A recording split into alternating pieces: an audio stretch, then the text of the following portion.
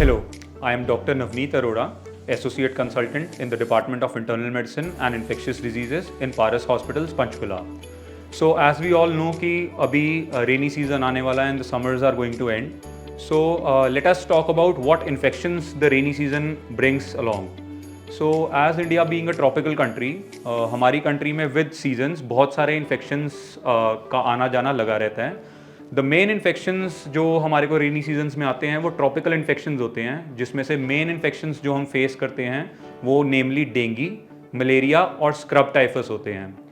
तो basically dinghy, malaria और scrub typhus initially तो नॉर्मल इन्फेक्शंस की तरह प्रेजेंट करते हैं, जो कि फीवर और हेडेक और बॉडी एक्स की तरह होता है. बट प्रोग्रेशन के बाद they are very severe and can lead to high mortality and morbidity along with that. So हमें कैसे कैसे डिफ्रेंशिएट करना है, क्या क्या ध्यान रखना है इन इन्फेक्शंस के लिए. जैसे कि हम डेंगी की बात करते हैं. डेंगी एक वायरल इन्फेक्शन है जो कि हमें मच्छर काटने की वजह से हो सकता है. डेंगी के main symptoms persistent headache, high grade fever और उसके साथ साथ रेट्रो ऑर्बिटल पेन हैं. डेंगी को ब्रेकबोन फीवर भी बोला जाता है और ग्रेजुअली ये कैपिलरी लीक सिंड्रोम और डेंगी हेमरेजिक सिंड्रोम के अंदर ट्रांसमिट हो जाता है.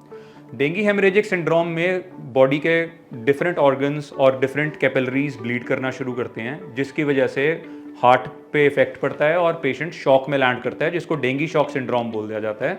इसके साथ साथ हम बात करते हैं मलेरिया के बारे में. जैसे डेंगी मच्छरों की वजह से फैलता है, वैसे ही मलेरिया भी मच्छरों की वजह से फैल जाता है. मलेरिया के अंदर भी हेडेक, वॉमिटिंग्स मोस्ट कॉमन है और इसके अंदर आपकी प्लेटलेट्स भी कम हो सकते हैं, जो कि डेंगी के साथ एक ओवरलैपिंग फीचर है. मलेरिया डिफरेंट ऑर्गन्स को भी इफेक्ट करता है, जैसे कि आपकी किडनी को, आपके लिवर को, आपके मायोकार्डियम को और आपके शुगर के लेवल्स को भी डिक्रीज कर सकता है.